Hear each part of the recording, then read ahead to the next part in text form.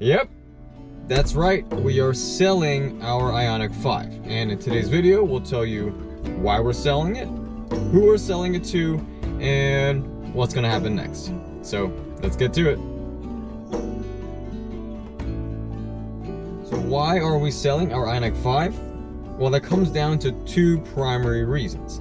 Number one being Hyundai's inability to fix a lot of our issues. To date, our Ioniq 5 has sat in a Hyundai dealership service bay for over 80 days. That's 80 days we didn't have our car, which we paid for. And the weird thing is, it wasn't even for anything catastrophic. In fact, our Ioniq 5 has been reliable. It's gotten us to point A to point B with no issues. It's always started, it's always charged. Really just no major reliability issues at all. But the flip side is we've had a lot of little issues. And those little issues add up, especially when they're not getting fixed. So then our list of repairs gets longer and longer and longer. And yeah, that's exhausting, honestly. So here are some examples of what we've been dealing with over the past 18 months. The first issue that we had was actually that panel gap, alignment, trunk fit and finish, whatever you want to call it. It's been like that since we bought the car. So when we took it in for the very first service, we asked them to take a look, try to fix it, and we ended up getting the car back with a scratched bumper, with a really loud rattle, which we never had before, and that area in the back wasn't fixed. And in fact, the dealership told us, sorry, we tried, we can't fix it, you need to contact corporate. And so we did. We reached out to corporate, to the Hyundai Customer Care Center, and then they emailed back and forth with us for about 2 months, kind of getting nowhere. And eventually they said, you need to take it back to the dealership for a second visit and they will escalate it for you. And so we did. We took it back in for the second visit, and this time our Ioniq 5 stayed at the dealership for 2 weeks. During that time, Hyundai actually sent out their own engineers to diagnose the issue, take a look. They did that, and then they gave further instructions to the dealership on how to fix it. When that didn't work, they sent it to my dealership body shop. They still couldn't fix it. And at the end of it, they released the car back to me, and the dealership said, sorry, we still can't fix it. You need to go back to corporate. And so we did. Went back and forth with customer care, and eventually our car went back in for a third visit. And this time our car stayed there for 2 months. And at the end of it, well, our car still looks like this. And in fact, after this third visit, the corporate engineer issued this statement to the dealership stating that they actually would not allow any further adjustments or repairs to our liftgate area. Essentially, Hyundai was rejecting service for that issue. And so to sum it up, just for this trunk issue, we had 3 total visits, and at the end of it, we got a scratched bumper, we got a loud trunk rattle that they gave us free of charge, and our liftgate alignment issue looks worse than it started.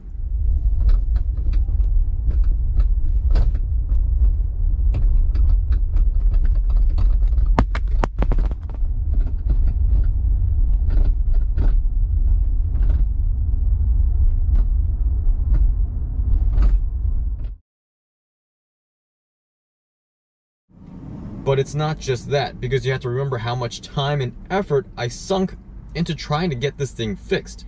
Each service visit involves a 2-hour round trip, twice. Meaning I go drop off the car, I pick up a loaner, and I go home.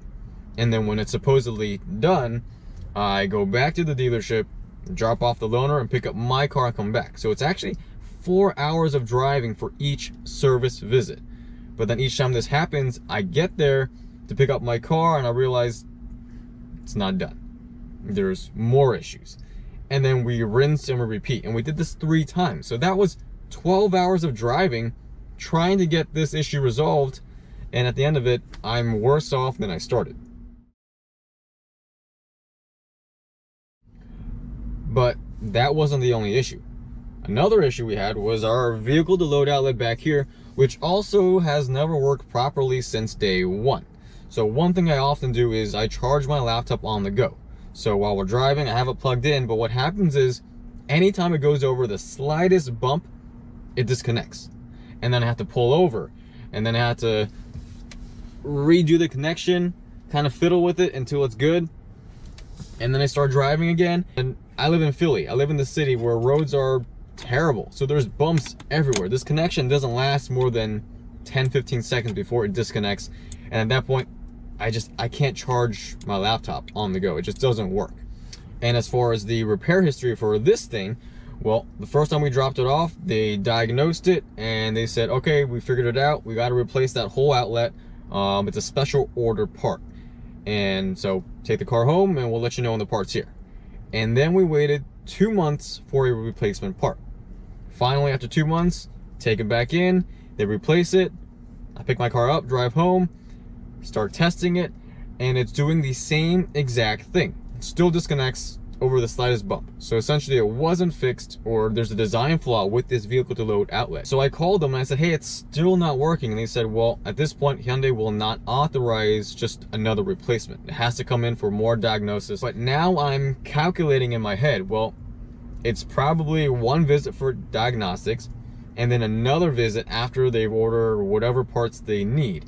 So at a minimum, that's 8 hours of driving to get this one thing replaced and hopefully working. But again, there's no guarantee they're going to get it working. So is it worth that 8-hour time commitment just to get it working? I don't know. And then same story with our peeling window trim. This is something that happened last summer with warmer weather. This black wrap or whatever finish just started peeling.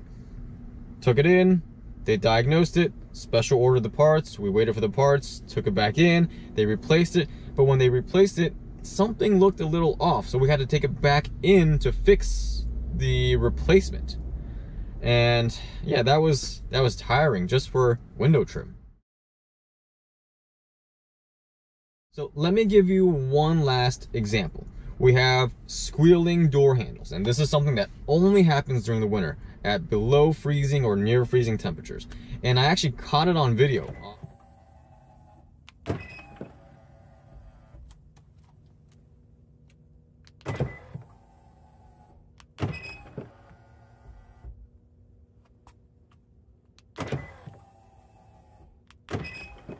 And so when they had our car previously for 2 months, that was actually for the months of February to March and into April.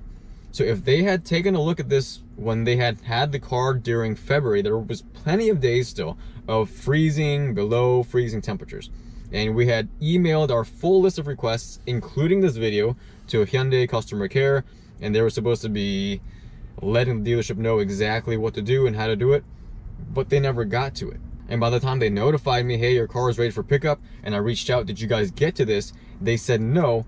Well, by that point, it was too late. We're not getting freezing temperatures anymore, so they can't replicate it, and without replicating it, they will not replace anything. So now this is an issue that I would have to wait 6 months until we get freezing temperatures again to revisit. And yeah, that's just not something you want to have hanging over your head. You don't want to have to revisit something 6 months from now just because they couldn't diagnose it right now. And so that's just kind of how it's been. This car has been super reliable. Like I said, no dead 12-volt issues, no heating and cooling issues, no ICCU failures. This thing has been solid. It gets us from point A to point B and back every time. It starts every single time, but it's just the little nagging issues that Hyundai hasn't been able to fix. Now, if you want a more detailed, full rundown about every single issue we've had with our Ioniq 5 since day one, all the way up to the 1 year mark, well, I made an in-depth video. Make sure to check that out. That'll give you, hopefully, every single detail you could want. I actually reached out to corporate after our second visit, and at that point, after the dealership had already told us twice that they could not fix it, I said, hey, clearly you guys can't fix it. That's what you guys are telling me. And we have all these other issues as well. So my proposition is you either swap me out for one that doesn't have these issues, or you buy mine back so that I can buy a new one, or do something, because currently I'm being told it can't be fixed. And actually, just to be sure that I wasn't just making this up, I went to the dealership lot and I took photos of all their new models sitting on the lot, and none of them looked like mine. And I sent them these photos and I sent them this proposition, and they rejected it. The reason they rejected it was because that Hyundai engineer that came out during those 2 weeks, he had written a report, and that report had stated that there was nothing wrong with my car. Which was odd, because he was the one that was directing the dealership on how to fix it. But then he goes back and tells corporate that there's nothing wrong. So based on that, corporate said, sorry, we cannot do anything. And yeah, that was difficult. That was frustrating. And so after some time to collect myself, I sent my car back in for a third visit. And that's the time that it stayed there for 2 months. And during those 2 months, we eventually hit over 80 days of out of service time with our car. It also happened that during those 2 months, our son Zeke was born as a premature baby at 28 weeks. And I didn't have time to follow up. And what happened was, well, they didn't follow up either. Literally, silence, nothing from anyone.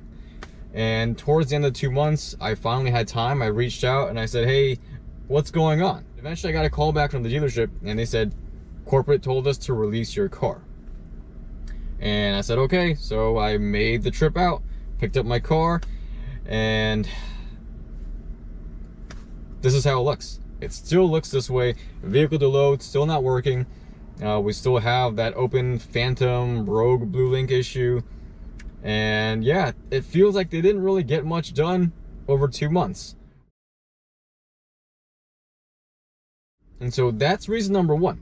We have a lot of these small issues that Hyundai has either decided they will not fix, or they have not been able to fix, and will require multiple visits, 8 hours, 12 hours of driving, and I just can't really do that anymore. I have a 3-year-old at home, and now I have a 38.5-week-old baby at home now, but he wasn't supposed to be born yet. So I just don't really have the time or flexibility to just keep on taking it back and forth and keep on calling Hyundai, keep on calling the dealership. I can't do that anymore.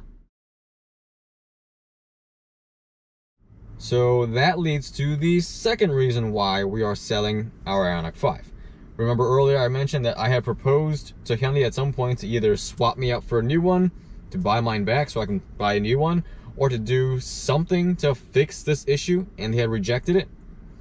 Well, after those 80 days of sitting in a service bay, I guess Hyundai changed their mind. They actually offered to repurchase our Ioniq 5. And so that's why we're selling it, and that's actually who we're selling it to. We're selling it back to Hyundai because they offered to repurchase it because of all these different issues. And in fact, I just signed the starting paperwork a couple days ago. From this point on, it could be another 30 to 45 days.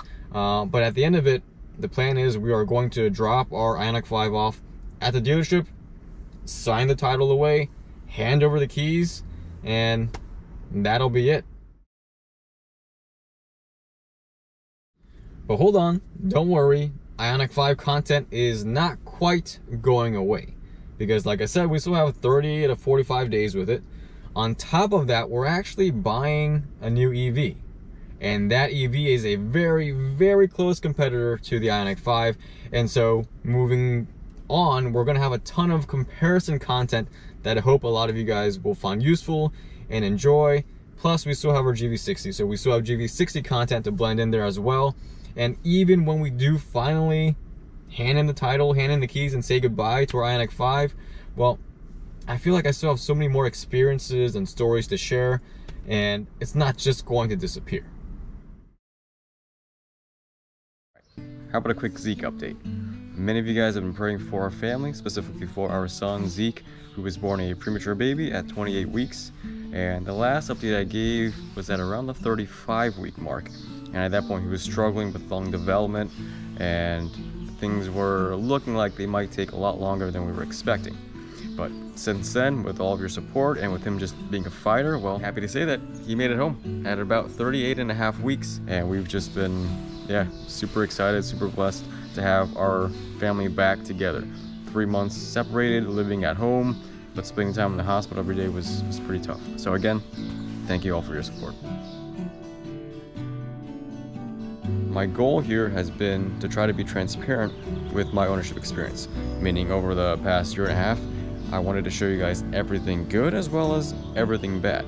But my ownership experience is not indicative of every Ioniq 5 out there. There are plenty of owners with zero complaints who have had probably perfect ownership history. And then there are also ones that have probably been worse than mine. And I don't really know the ratio of good to bad, but I would assume the majority are probably mostly good.